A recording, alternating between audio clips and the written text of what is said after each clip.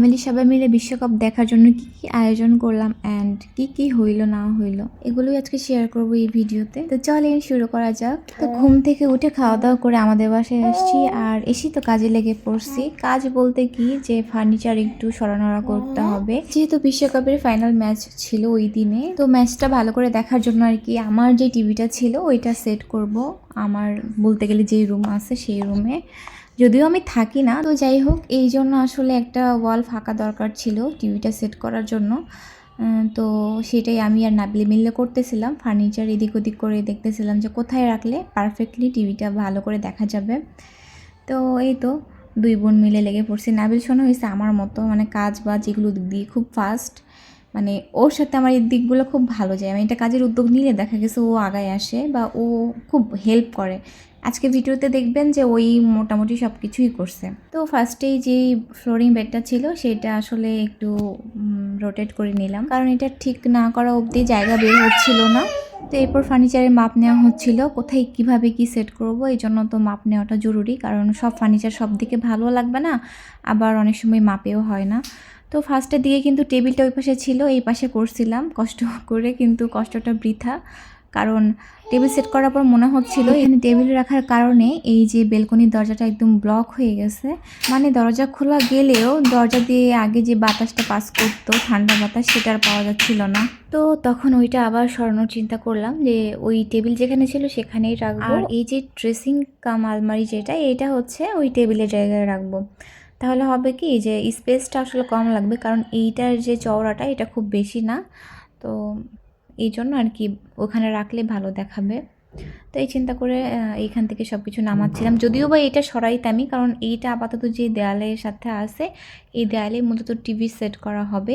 তো ভাবছিলাম যে টেবিলটা ওই পাশে সরাই টেবিলের জায়গায় রাখবো হচ্ছে এই ড্রেসিং কাম আলমিরাটা, কিন্তু পরে তো জায়গার জন্য টেবিলের জায়গায় টেবিলই রাখলাম এই যে আবার, আর ওই পাশে জাস্ট ওইটা সরাইছি।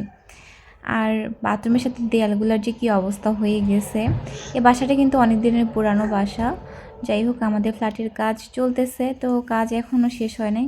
কাজ শেষ হয়ে গেলে আমরা একবার ওই ফ্ল্যাটে উঠবো, এই জন্য বাসা চেঞ্জ করতেছি না, কারণ এই জিনিসপত্র পাল্টানো যে কত ঝামেলা। তারপরেও তো আমরা নিচতলায় ছিলাম, নিচতলা থেকে কিন্তু তিনতলায় আসছি, কারণ তিনতলাতে বেলকনি আছে আরও অনেক টুকিটাকি সুবিধা, যেটা নিচতলায় আর কি পাওয়া যাচ্ছিল না। আবার উপরতলায় কিন্তু গরমও আছে ভালোই, গরমের সময় ভালোই গরম হয়। তো যাই হোক, এইদিকে নিসা আর নাবিল দুজন মিলে কিন্তু টেবিলটা সুন্দর মতো গুছিয়ে নিয়েছিল। তো এরপর নাবিল সোনা আবার সুন্দর মতো ভিডিও করে রাখছে, আমি তো জানতামই না যে ভিডিও করছে। পরে আমার মনে হচ্ছিল যে এটা ভিডিও আমি করলেই পারতাম, কিন্তু এখন এসে তো দেখতেছি যে না, ভিডিও করা গেছে। তো এরপর আলমিরাটাও আমি গুছাই নিছি। আমার জিনিসপত্র কাপড় চোপড় এগুলো এত বেশি যে এটা দিয়েও আসলে হবে না আমার, মানে এটাতেও ঠিক মতো রাখতে পারি না। এখন মনে হচ্ছে যে ফাঁকা আছে, বাট আসলে ফাঁকা নাই। অলরেডি আরেকটা বক্স, বড় বক্সে আমার রেগুলার কাপড় আছে, দেন একটা লাগেজের কাপড় আছে, আবার ব্যাগে আছে। আর আপুর এখানে যেহেতু এখন বেশি থাকা হয়, তো এইখানে আসলে কিছু কাপড় আছে। তো এই তো আমি দেখি পরে আরেকটা আমাকে কিনতে হবে আলমিরা বা কিছু একটা। এদিকে বড় আম্মু আমাদের বাসায় আসছে, মানে আমার আম্মুর নানি কয়েকদিন যাবত আমাদের বাসায় আছে। তো বড় আম্মুর সাথে একটু গল্প করলাম, দেন একটু বাইরে আসছি। আমার প্র্যাকটিক্যালের যে প্রতিবেদন ছিল সেগুলো প্রিন্ট আউট করলাম, দেন একটা স্পিড খেতে খেতে বাসায় চলে আসি। আর এসে তো আবার দেখতেছি বাবু দুষ্টামি করতেছিল। নাবিলের কাছে ওকে রেখে গেছিলাম, কারণ আমার খুবই অল্প সময়ের জন্য যাওয়া হয়েছিল, আর যেহেতু বাজারের কাছেই, তো এখানে গিয়ে আর কি করে নিয়ে আসছি। ওকে নিয়ে গেলে আসলে ওকে কন্ট্রোল করা খুবই মুশকিল, এই জন্য আমি খারাপ লাগলেও কী করবো, ওকে রেখে যাই। আর তার মধ্যে দিন দুনিয়ার যে অবস্থা, কত রকম অ্যাক্সিডেন্ট হচ্ছে, গাড়ি ঘোড়া এটা সেটা, এগুলোর ভয় কাজ করে, তো এই জন্য কখনো কখনো রেখে যাই। আর এই যে দুষ্টু বুড়িতে দেখেন, আমার ভাইয়ের সাথে সবসময় ও লেগে থাকে। আর আমার ভাই কিন্তু খুবই শান্ত, ওকে যথেষ্ট ভালোবাসে। তো নিজেও এখন ছোট, তারপরও ও কিন্তু আমার মেয়েকে কখনোই মারে না বা কিছু করে না। কিন্তু আমার মেয়ে যে দেখেন দিয়ে দিছে, আমার মেয়ে কিন্তু এরকমই দুষ্টু, মানে ইয়ে করতে করতে এরকম মেরে দিবে। এই যে এখন ড্রেসিংয়ের ওখানে ফোন নিয়ে গিয়ে দুষ্টামি করতেছে, ফোন যে কতবার ফেলাই দেয় হিসাব ছাড়া। তো যাই হোক, এরপর আমি একটু গোসল টোসল করতে গেছিলাম, গোসল করে এসেই বাবু কান্নাকাটি করতেছে, তো ওকে কোলে নিয়ে চা খাইলাম। নিসার চাটা বানাইছিল, ওর হাতে চা খুবই মজা হয়, বাট চা বানাইতেই চায় না, ওকে খুবই ঠেলে ঠেলে চা বানাই নিতে হয়। তো এরপর বাসায় আসি, মানে আপুর এখানে আসি, আসার পর আবার বিকেলবেলা আমার একটা ফ্রেন্ড আসছিল দেখা করতে, ও চলে যাবে। তো ও হুট করে আমার ওই ফ্রেন্ডকে মেহেদি দিয়ে দিছি, গত ব্লগে তো শেয়ার করছি, ওইটা দেখে ওরও দিতে মন চাইছে, তো ওকেও সেজন্য এখানে মেহেদি পরাই দিচ্ছিলাম। তো সেদিনের মতোই তখনও বাবু কিন্তু ঘুমাচ্ছিলই, তো ওই সুযোগে মেহেদি দিতে বসছিলাম, কিন্তু সেই সুযোগ আর বেশিক্ষণ স্থায়ী হয় নাই, একটু পরেও উঠে গেছে। পরে আমার আরেকটা ফ্রেন্ড ওকে নিয়ে বাইরে ঘোরাঘুরি করতেছিল, আর আমি ওর মেহেদিটা কমপ্লিট করে ফেললাম। দেন আমরা আবার বাইরে আসলাম, একটু গল্প টল্প করলাম, হাঁটাহাঁটি করলাম।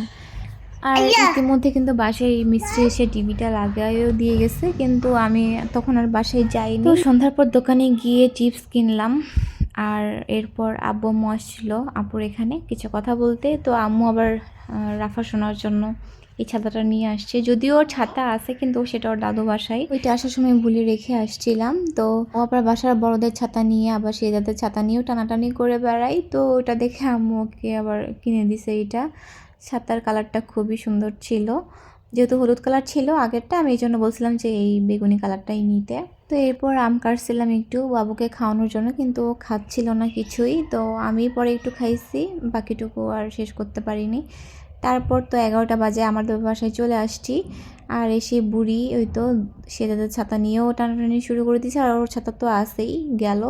তারপর দেখি আর্জেন্টিনার সাপোর্টাররা জার্সি পরে রেডি, আর আমি চলে গেলাম রান্নাঘরে চিকেন চাপ বানাবো। তো এই জন্য মুরগিগুলা আমার বোন কেটে রাখছিল, আমি এখন থেতলা করে দেন মশলা টশলা একটু মাখায় রাখবো। বেশিক্ষণ মাখায় রাখতে পারি নাই, কারণ যেহেতু একটার দিকে খেলা ছিল, তার আগে আসলে চাচ্ছিলাম যে সবগুলো যাতে ভাজা টাজা হয়ে যায়।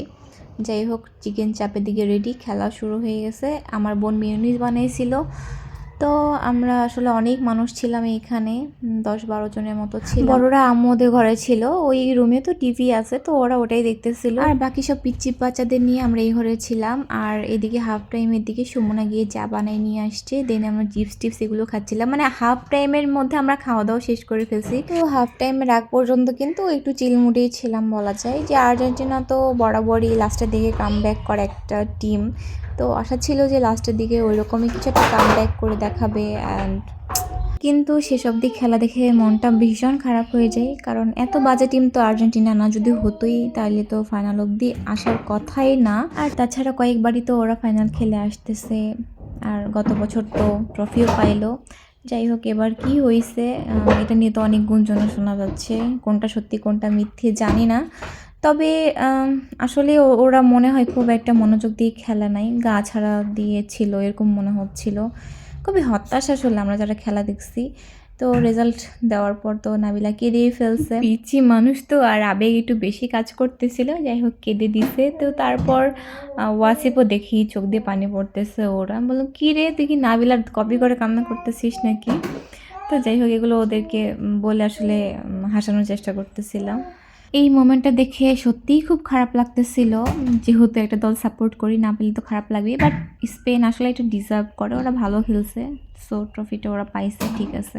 তো এই খেলা দেখতে দেখতেই হঠাৎ করে একটা দুর্ঘটনা ঘটে যায়। আসলে বৃষ্টি হচ্ছিল তখন, তো বৃষ্টিটা কেমন হচ্ছিল এই জন্য নাবিল নিসা বৃষ্টি দেখার জন্য বেলকনিতে যাই, হঠাৎ গিয়ে দেখে আগুন জ্বলতেছে।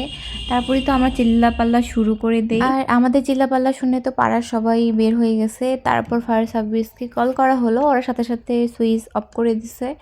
তো তারপর আগুন কিছুটা কমে গেছিল, নাইলে কিন্তু আগুনটা ছড়ায় পড়তো। আগুন তো কত ভয়াবহ সেটা আমরা সবাই জানি। তো তারপর ঘন্টাখানেক পর ওরা আবার আসছে, এসে বাকিটুকু যা ছিল সেগুলো ঠিকঠাক করে দিল। এগুলো কাহিনী হইতে হতে সকাল হয়ে যায়, আমি ঘন্টাখানেকের মতো ঘুমাই। তো এরপর আমার প্র্যাকটিক্যাল এক্সাম ছিল, তো এক্সাম দেওয়ার জন্য বের হই। বৃষ্টি ছিল অনেক, কিন্তু কিছু করার নাই, এক্সাম ছিল, যেতে তো হবেই। তো খুব ঝুম বৃষ্টি ছিল না, টিপ টিপ বৃষ্টি পড়তেছিল, আর আমার তো খুবই ভালো লাগতেছিল, আমি গুনগুন করে গান গাচ্ছিলাম। আজকে আমার মনে হচ্ছিল রাস্তাটা খুব তাড়াতাড়ি শেষ হয়ে গেল। যাই হোক, এক্সাম দিয়ে বের হলাম। আজকের ভিডিওটা এই পর্যন্ত, আল্লাহ হাফিজ।